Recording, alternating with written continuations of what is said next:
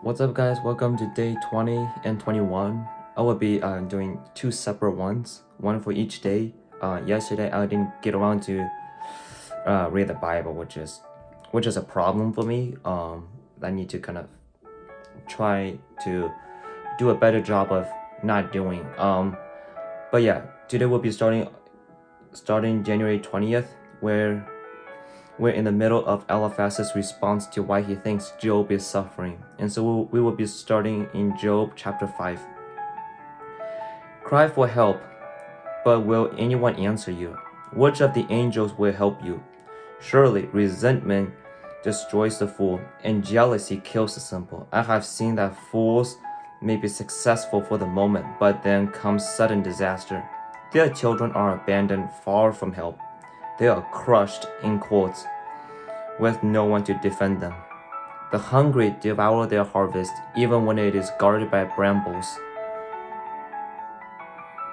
The thirsty pant after the wealth, but evil does not spring from the soil, and trouble does not sprout from the earth. People are born for trouble, as readily as sparks fly up from a fire. If I were you, I would go to God and present my case to him. He does great things too marvelous to understand. He performs countless miracles. He gives rain for the earth and water for the fields. He gives prosperity to the poor and protects those who suffer. He frustrates the plans of schemers so the work of their hands will not succeed. He traps the wise in their own cleverness so their cunning schemes are thought. They find it is dark in the daytime, and they grope at noon as if it were night. He rescued the poor from the cutting words of the strong, and he rescues them from the clutches of the powerful. And so at last the poor have hope, and the snapping jaws of the wicked are shut. But consider the joy of those corrected by God.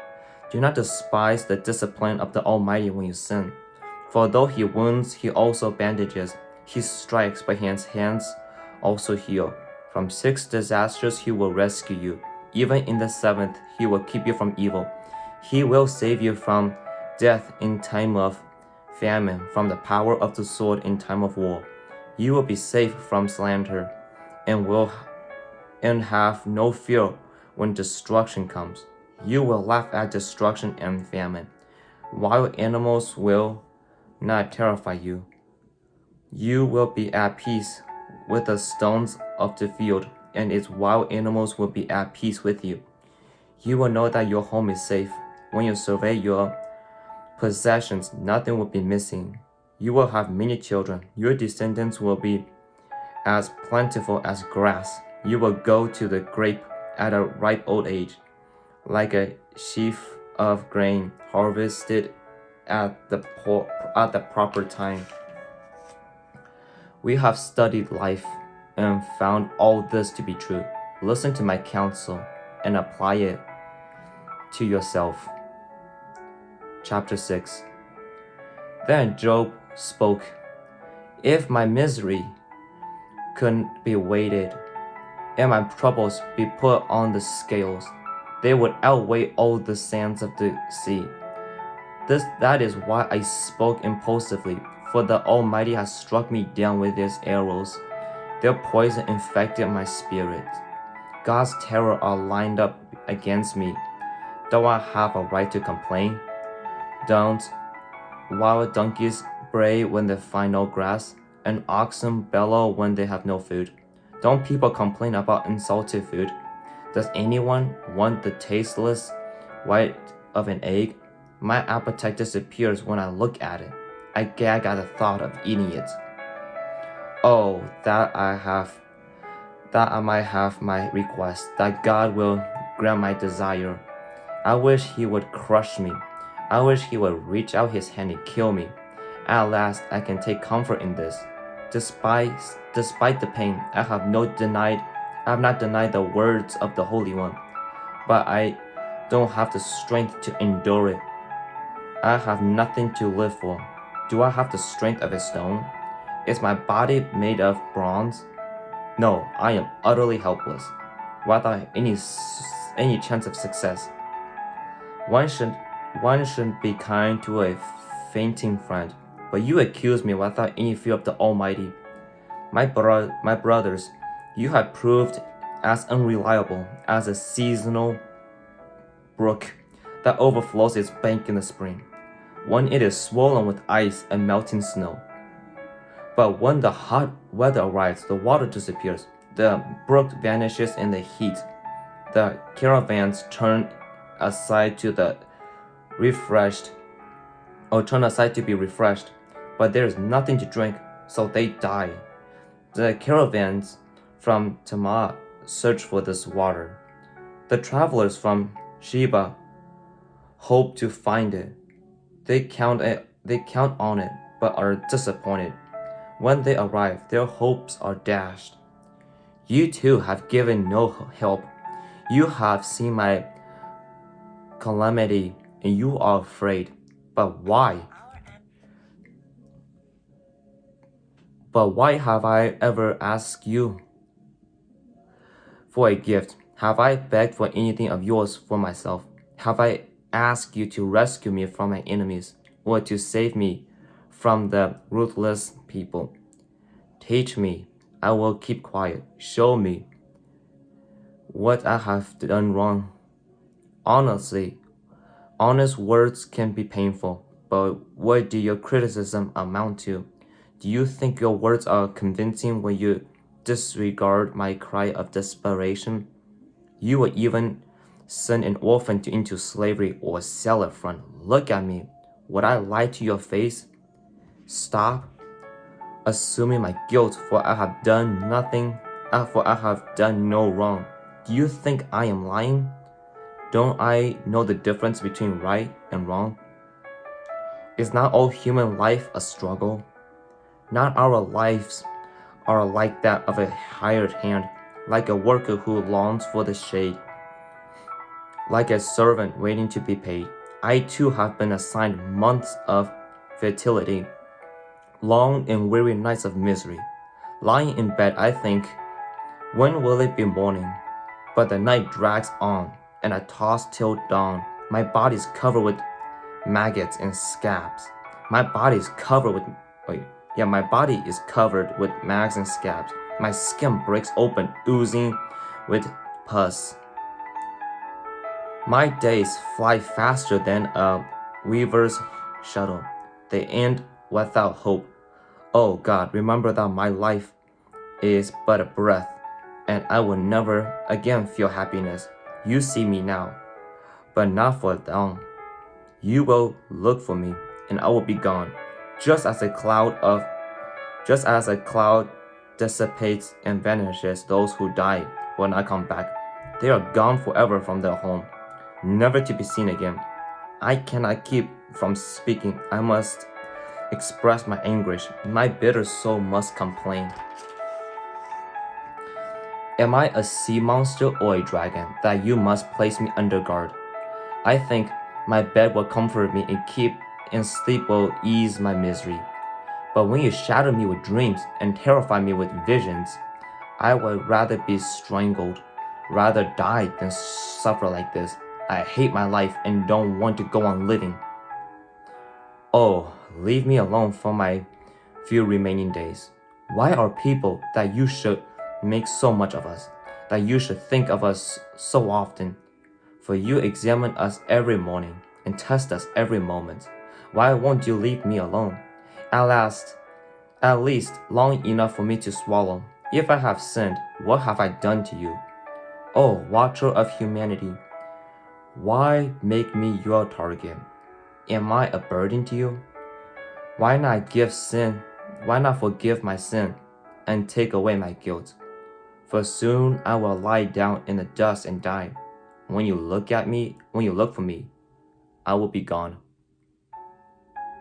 And so that's the end of day 20. And sheesh, there are some very hard things that was being expressed throughout this whole day. Throughout this interaction between Job and his friend Eliphaz. And so yeah, as we dive back and stuff, I just wanted to like kind of analyze it a little bit to what I think it means, and you guys could have like different you guys are allowed to have your own interpretations of what you think today's passage is about. But yeah, to start off with, right, Eliphaz is saying how like, I don't know, it's like Eliphaz, this is my problem with Eliphaz.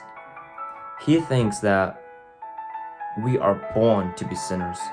Like that's how God made us, is to be sinners. And now that's just interesting because it's like why would God create us so that we could be automatically sinful? It's like if you look at a brand new infant baby, what is so sinful about that baby, right? And so I really like just do not agree with Eliphaz's philosophy on humans or like theory on humans. He just thinks that we are born to mess up, we are born to make mistakes, right? Because like, and then if that's the case, then it doesn't make any sense, because like if we are born to be sinners for the rest of our, like if we are born to be sinners, right, then where does all the good come from? It doesn't make any sense for God to be good while he creates everything to be sinful. And so yeah, I feel like Eliphaz just has this really toxic view of humans that I think people should not adopt to, because I don't believe God created us evil in the first place. I think he created us innocent and pure.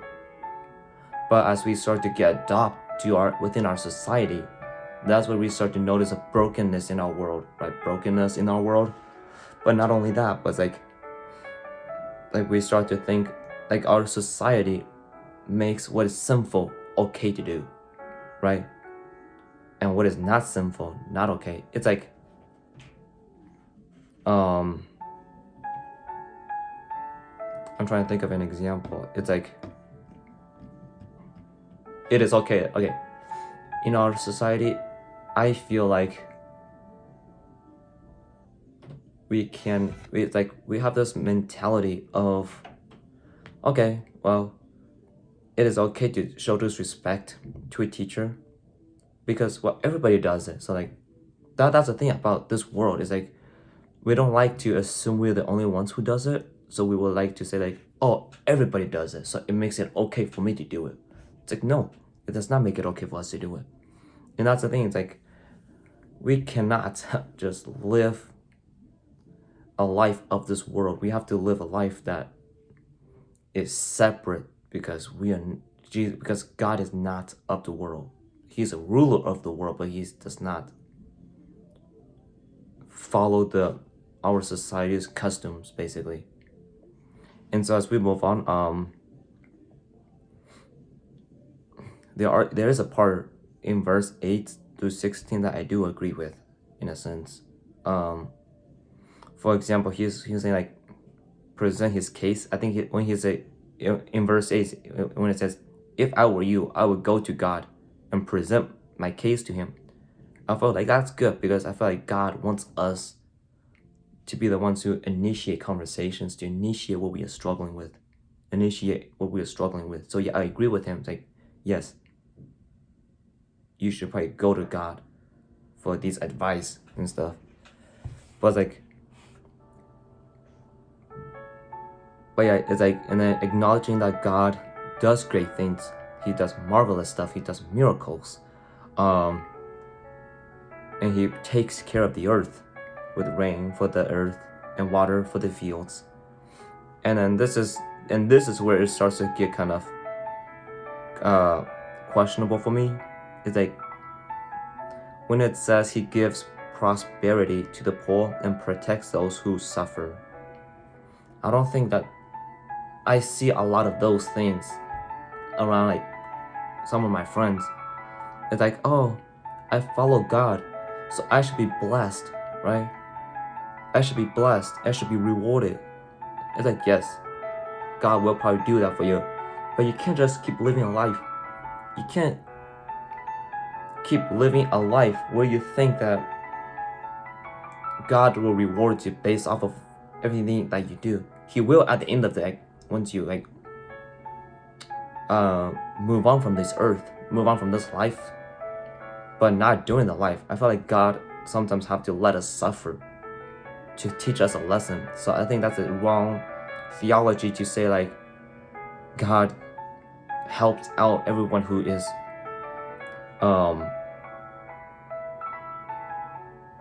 that God provides for everyone who suffers. It's like, yes, he does, but like I will not say that he would do. I don't think he does it every single time, and so we cannot keep living there with this mentality of like, oh, I do the right thing. I gave food to this homeless person. Now I expect God to give something back to me. It's like you cannot do that, because when you do that, you start to see God as something that would benefit you in a sense where like God is like a genie, right? Like who does your wish. It's like if you do something good, you wish for a good outcome. I think that's what a genie is, like from Aladdin. It's like Aladdin's asking the genie for like 3 wishes. And I felt like when we start to have this mentality of I do something good, now I wish this to happen to me, it's like, God, that's not who God is. If you think that's who God is, I don't think we are worshiping the same God, to be honest. But yeah, it's like God, it's like, yes, God will watch over you for the rest of your life, for all of your life. I agree with that. I totally agree with that. But does he make your life easy if you follow him? No. And sometimes sometimes following God is harder. It makes your life even more miserable than not following God, because this world hates God. This world hates Jesus. And so they want to do anything they can to discourage a follower of Christ into making them always discouraged about their faith, which is like, yeah, it's like Jesus never promised us an easy life. That's the thing. And so if you start to think, oh, me becoming a Christian, my life must be easy, it's like, no, your life just gets more difficult because you're going against evil. You are the light of the world. God kindled a light within your heart so you can spread that light out into the darkness of the world. And so yeah, I do agree when he says how God, in verse 13, where he says God traps the wise in their own cleverness. Because it's like, I feel like I believe God to be this God who like if we reject him stuff, he will let us reject him. And so because like if he forces us to keep following him, that's not a practice of free will, because free will is like because we're being forced to do something, right? And so if we who consider ourselves to be like smart people or like think we know everything, God is going to let us keep living that lifestyle, to live in this delusional life thinking that we have everything together when we don't. Because if God forces us to do that, we can't see God as a good God. We see him as a robotic God, because he like basically make us robots basically. And so I think that God let us live within our sinful nature, so that when he finally gets us to wake up, that it's I won't say healthy as much as like a strong slap to the face, saying you need to wake up to the reality of the lifestyle that you're living. And so yeah, I feel like God let us live in our delusional life, and he hasn't given up on us. That's the thing. We cannot start thinking like, oh, God let us live this delusional life, and so that means he gave up on us. It's like, no, he did not give up on us. It's like, the better question is like, when, it's like, instead of that, it's like, ask the question is like, when am I going to start living a life that is submissive to God? I feel like that's the important question that we have to ask. Is like, when are we going to do that? Not how is it going to come about, but like, when are we going to submit our life to Jesus, to God? And so yeah, I love how he says like, okay, this is the other thing. I don't like. I feel like I have kind of some mixed emotions about the whole idea in verse 18 of chapter 25, where it says, "For though he wounds, he also heals." I feel like some kind of conflicted about that, because I can see how they would say that, because if we think about it, in Egypt, right, he caused suffering to those Egyptians. That I can understand. And he causes, yeah, but like he also binds those who are suffering. Like I believe that God is capable of doing that, and he loves, I truly believe that he loves mending our hearts if we allow him to do that, right? But like when he says he wounds us, yes, he does do that sometimes. I'm not saying that he never done that. Yeah, there have been examples within the Bible, like the way he treats Egyptians is considered as like a way he wounds us, like causes harm to us. But I don't feel like every disaster, everything that the thing about wounds is like, we tend to think of it as a bad thing, or at least that's how I think about it. It's like when you get wounded, there's something bad that happened to you. And I don't think that like, everything that bad happens to us is because of God making it happen. He let it happen, right? So because it's like the whole thing's like your every action has a consequences. And so if God takes out the punishment, then how are we supposed to learn from our mistakes, from our actions, right? So even though he let us go through those pain, he did not cause those pain, because he is the one because we are the one who made the choice to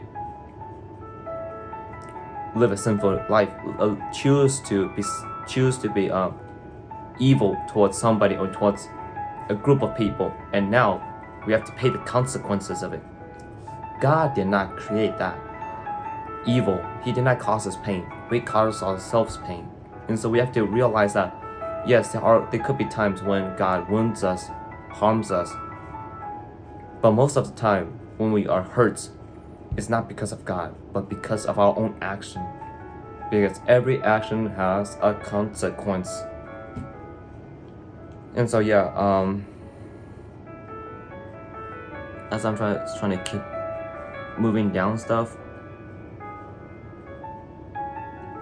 again, Eliphaz has this really strong belief that as long as we follow God, that's what God says. He saves us from tough life, from harm, from a very difficult life. But obviously we know that doesn't work like that, right? And even for the people who thinks that Job is righteous, right? I don't think he personally is righteous as the Bible is making him sound like. But if he is as righteous as what the Bible says, it's like what Eliphaz is saying is so contradictory to what is happening to Job. Because if Job is a God-fearing person who loves God, who follows God, who walks with God, then Eliphaz's statement makes no sense, because he thinks that if we follow God, we would never experience pain. But the fact that Job is a perfect example of somebody who maybe who may be righteous, and for him to go through these pains, like Eliphaz just sometimes needs to shut his mouth and to think before he actually talks, because some of the stuff that he talks about is very contradictory to the current circumstances. And so yeah, and I think that's kind of the same thing as I apply to my own life. I need to watch what I say as well. Everybody needs to watch what they say, because you never know how it's going to impact another person's life, right? So it's not only actions has consequences, your words has consequences. Your way of thinking about your way of thinking about God has consequences. So yeah, that's kind of all I have to say about Eliphaz. Kind of an immature in a sense to Job's suffering. And now we get to Job's responses. And I don't know, man. I don't know, guys. It just feels like he's asking to die, basically. Like he has like no hope. It sounds like because of these terrible things happening to him, he has no hope in being able to go through, like be able to live, like go through this pain and see it. He can't see the light at the end of the tunnel. Is the best way I could put it, right? He thinks that God has punished him, which we all know is not true because Satan's the one who caused all the sufferings in his life. But it's just like right there, it's like, how can you fear God? It doesn't make any sense. If he is as righteous as he is, right? It's like, why would he give up on God that easily? Maybe not that easily, but it doesn't make any sense for him to give up on God because of a stretch of his life where it's very hard. It doesn't make any sense for him to be righteous, because I feel like with a righteous person, it's like, yes, you're gonna go through some pain, right? It's like, yes, you're gonna doubt God. It's okay to doubt God. It's a normal human response. But it's like, how can you stay righteous if you say, screw you, God, you mess up my life, I'm not ever gonna talk to you again? How's that righteous? You know what I mean? It's like, a righteous person has to have a strong faith from my perspective. And so if you can't have that faith, then how is that, like, how can you be called righteous and stuff? So he asked God to come. In like verse 9 of chapter 6, it says, I wish he would crush me. I wish he would reach out his hand and to kill me. And that's the other thing. It's like, why is he asking for death? If he really truly loves God and knows God, he would know that God is a God of life, not a God of death. The God of death is Satan. I don't know why you even say Satan, because like Satan is not a god. But he is like, yeah, I don't know, but it's like, God is not Satan. God does not take joy in our sufferings, right? It's Satan who does that. Satan loves to cause us pain, loves to kill us, right? So we have to realize it's like, when we start praying these prayers of God coming down and crush us, kill us, make us suffer more, you're literally like praying to Satan at that point. And again, righteous person, why would you be praying to God? Why would you pray to Satan? Satan is the master of death. God is the master of life. And so you cannot claim to say you love God, follow God, right? If you ask God to kill you. God does not kill people, guys, on purpose. No, not even that. I don't know how to phrase this, because God does let people die and stuff. But it's like, the best way, for the lack of better terms, the best way I could put it is like, God does not take joy in killing. God does not want us, is not asking us to pray to him so that he could kill us. I don't know if that makes sense now. It's like, yeah, it's like what are you doing, bro? It's like, it's like simple math. God equals life. Satan equals death. If you pray to death, if you pray and ask for death and suffering, you're praying to Satan. You're not praying to God. That's not who God is. God does not want us to come and ask him to kill us. God is asking us to trust him. God is asking us to go to him, ask him to forgive us, ask him to help us through a certain life, right? That's who God is. He wants us to ask him he's asking us to pray to him about giving us comfort, giving us peace, giving us strength. God is not asking, saying, Job, I'm gonna let some bad things happen to you, and what I want you to do is ask me to kill you. That's not who God is. That's not the character of God. And so there, it's like right there, it's like Job is already committed 2 sins, by the way, I think. Because it says in the Bible how he claims that he in the Bible it talks about how he never sinned with his lips, right? That's already 1 sin. It is by saying that. Then now the number 2 is saying everything he says is the opposite of a lip that does not sin. And I felt that's just insane. It's like, and then if that the whole thing about praying to death, he's writing a letter to death, asking death to come upon him. And then it's just his stubbornness, guys. It's like that just drives me insane. It's like what makes him so sure that he is righteous? What makes him so sure that he has done absolutely nothing wrong? Because it makes me sound like he doesn't really talk to God. Again, that's what I said in my previous video. I don't think he actually prayed. He doesn't talk to God. He talks about God. It just drives me insane. It's like, how can it's like when he says in verse 29 of chapter 7, it says, stop assuming my guilt, for I have done no wrong. You have already done wrong by having that stubborn heart, saying I've done nothing wrong. That's just like right there. It's like, Job, are you listening to yourself? It is so it's just so like juxtaposition. You say one thing, you do another. Okay, more like hypocrite. He's a hypocrite. He says that he has done no wrong, yet he is literally doing what is wrong, which is like claiming that he has done nothing wrong, which claiming like he knows that he has done nothing wrong, which is like, bro, it's like, and that's the thing within our conflicts with each other. It's like I see a lot of people pointing your finger at other people because other people has the problem.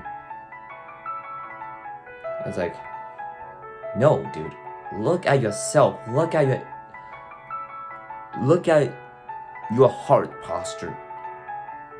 How does your heart posture look like if you just go automatically into the fighting mode of blaming other people for the conflicts within your relationship with another person, right? It's like, stop that, guys. I'm sorry for getting so upset, but it's like I've had people in my life that does this all the time, and it drives me insane. It's like, whenever I'm in trouble, whenever I have an issue with another person, it's always their fault. It's like, yeah, right. I'm sure you are totally like pure. I'm sure you have done absolutely nothing wrong. It's like, you have already done something wrong by pointing your fingers at other people, pointing at the other person for the issues in your life. And that's the thing, is like, understand, I'm not perfect. I will never be perfect in life. That's a sad thing about me. It's like I will never be perfect. But it's like being able to reflect on what I have done wrong. That's like I feel like for me, it's like it helps me to see that, yes, I'm in a conflict with somebody. I've committed, there's something, at least something I may have done wrong to have this conflict, but I'm at least acknowledging it and trying to change. I don't want to be the person like Job who claims like he's always perfect and stuff. I mean, in the Bible it didn't say that he's always perfect, but he said how he has done no wrong, which is claiming to be perfect. That's how I kind of see that phrase. And so yeah, and then it's like after all that, then he starts to talk to God. And even like as I'm trying to see, it's like I don't know, it's just like he just seems to be like the type that just has like maybe has a lot of self-esteem of like, yes, he did ask, it's like, what if I have sinned, what have I done to you, right? It's like, yes, he has said that, but it's like, why don't you look at yourself? I think sometimes when we're in a conflict, God is not gonna just directly tell us, oh, this is what you did wrong. He wants us to figure that out ourselves first. He wants us to hear that inner voice, which is the Holy Spirit, telling us what is wrong. He does not just want us to blatantly out loud say, God, what have I done wrong? And just let that be like the end of the conversation. It's like, look at yourself, look at your heart posture. What does your heart posture say about when you have a conflict with somebody? And so yeah, it just feels like Job, it just seems to be the type that I see a lot of my friends do, and unfortunately I do that sometimes I sometimes do that myself, and I always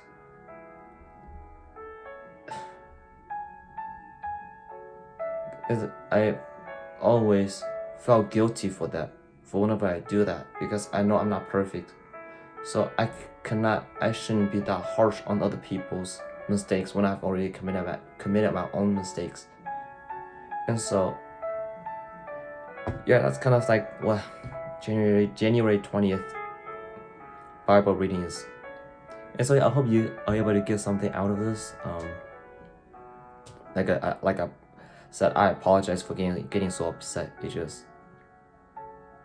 I just feel like our world would be a better place if within a conflict that we may be able to see our own personal mistakes instead of paint this picture of us being perfect and making it sound like all the problems within a relationship is on the other person. So yeah, I don't have anything else to say. If you guys have any thoughts and feelings about this, please just write them down in the comment section. I would love to read them all and stuff. So yeah, may you go and walk with God.